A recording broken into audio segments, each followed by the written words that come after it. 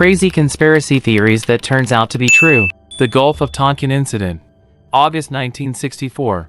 The world teeters on the edge of chaos.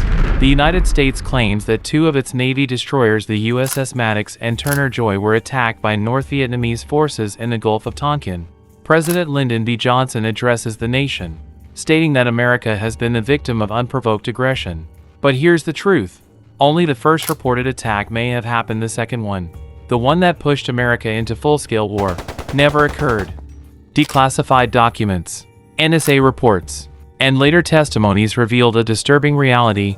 There was no confirmed enemy, no clear visual contact, and no damage. Just confusion, radar blips, and stormy waters.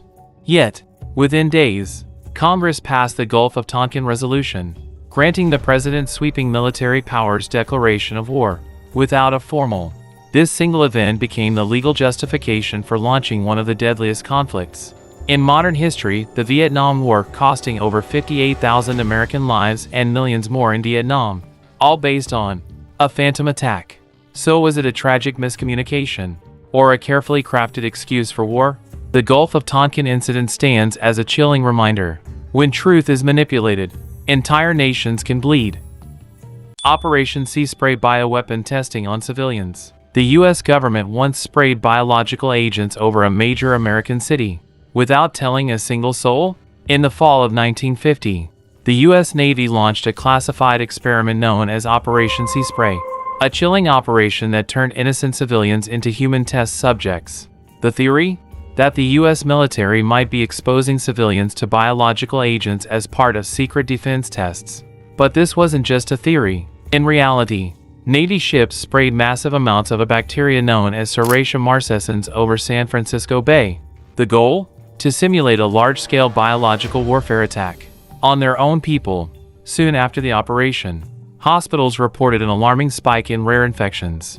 One man, Edward Nevin, died from complications that experts later linked to the sprayed bacteria. And yet, the public was never informed. Not a single warning, not a single apology. Decades later, declassified documents exposed the truth. America's own citizens had been unknowingly used in a bioweapon test. No consent, no knowledge, no protection. The real impact? A haunting reminder that behind the veil of national security, some lines were crossed that should have never been touched. Operation Sea Spray wasn't just an experiment. It was a betrayal of public trust. If this could happen once, who's to say it hasn't happened again? NSA Mass Surveillance. What if the biggest threat to your privacy wasn't a hacker, but your own government? For years, the theory was whispered that the U.S. government was secretly watching its own citizens, tracking calls, reading emails, recording everything. After September 11th, the Patriot Act gave intelligence agencies sweeping powers. In the name of national security, surveillance quietly expanded. No one noticed because no one was told. And then, in 2013, the whispers turned into a storm. Edward Snowden, a former NSA contractor, leaked thousands of classified files. What they revealed? That the NSA wasn't just watching potential threats.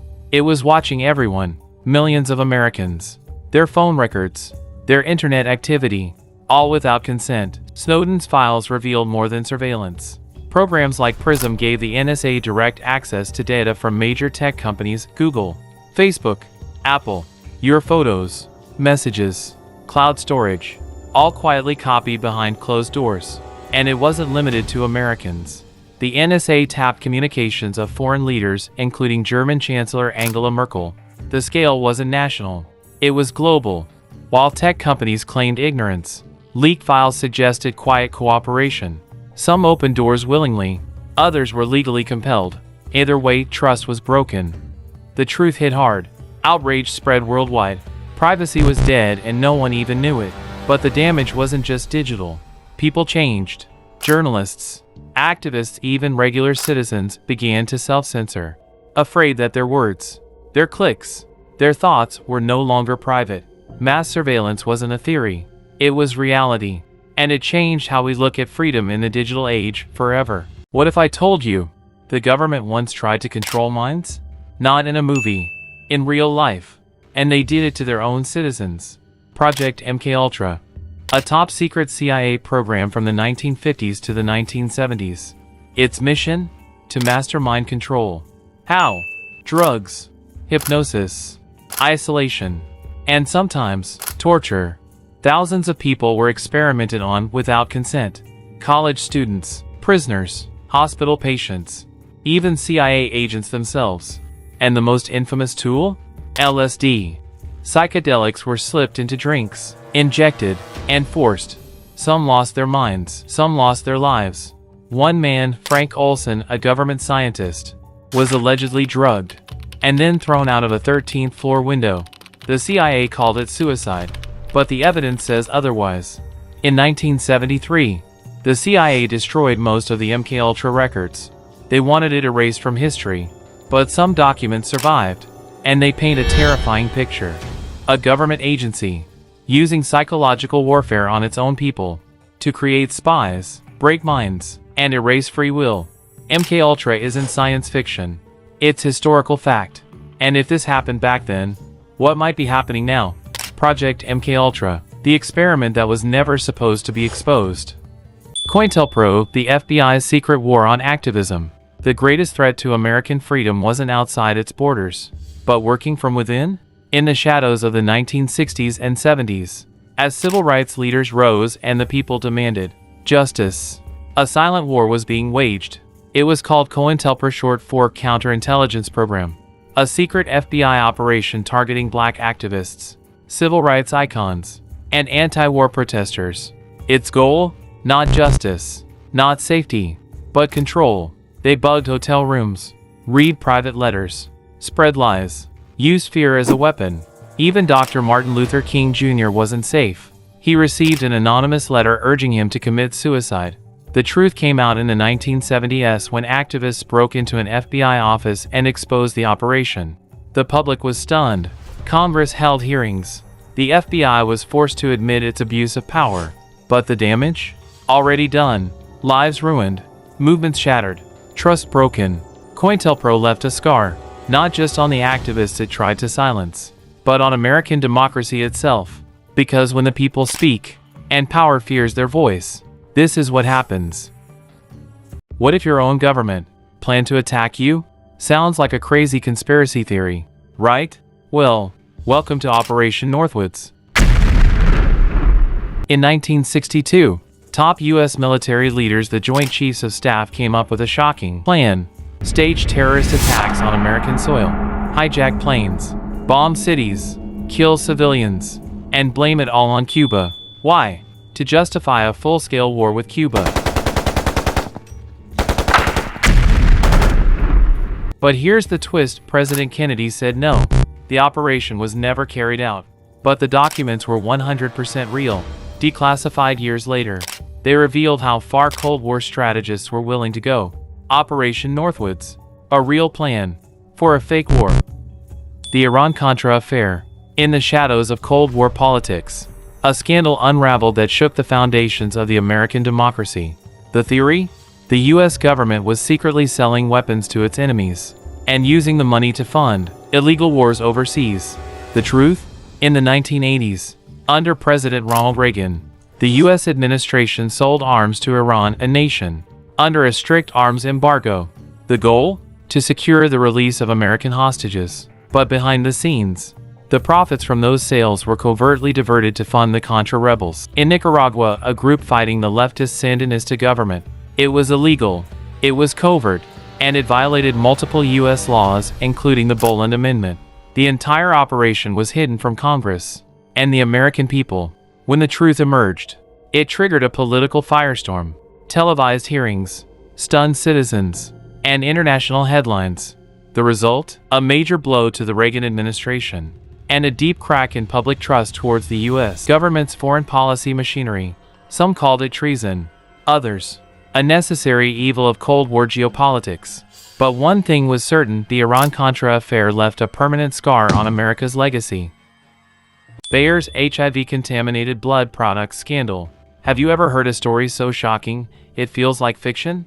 In the 1980s, the pharmaceutical giant Bayer discovered that one of its most important medicines, a blood clotting product for hemophiliacs, was contaminated with HIV. This medicine, made from blood plasma, was supposed to save lives. Instead, it infected thousands of people with a deadly virus. After realizing the contamination, Bayer stopped selling the product in the US. But instead of destroying it, they exported it to Asia and Latin America. While American patients were protected, children and adults abroad were unknowingly being injected with a deadly virus. The result? Thousands of infections, lives lost, families shattered. Bayer faced lawsuits. The victims demanded answers, but no criminal charges were ever brought. The company paid settlements, millions of dollars. But for many, it was too late. Justice delayed was justice denied. This isn't just a story of corporate greed. It's a reminder that in the wrong hands, medicine can become a weapon. Today, the case is largely forgotten, but the impact still echoes in the lives of those who were infected and in the chilling silence of accountability. Remember the truth. Demand accountability. The Tuskegee Syphilis Experiment. From 1932 to 1972, 600 black men in Tuskegee, Alabama, were promised free healthcare, but instead, they were studied. The men had syphilis, but the doctors never told them. Even when penicillin, the cure, became widely available in the 1940s, they were denied treatment. Why? Because the U.S. Public Health Service wanted to observe how untreated syphilis progressed in the human body. And these men were never told the truth. Over the years, any of them suffered. Some died. Their families were never warned and even passed it on to their children unknowingly. No idea how many wives, girlfriends, children inherited the disease and also died or were forever crippled by its effects. For 40 years, the U.S. government-operated public health service conducted what was known as the Tuskegee Syphilis Study, one of the darkest chapters in American history. When the truth came out in 1972, America was shocked. Trust in the medical system shattered. What the United States government did was shameful, and I am sorry. But from this tragedy came change. New laws were created. Strict protections for human research were established to make sure this kind of betrayal never happens again. So next time someone tells you a conspiracy is too crazy to be true, remember Tuskegee. Some of the darkest secrets are real.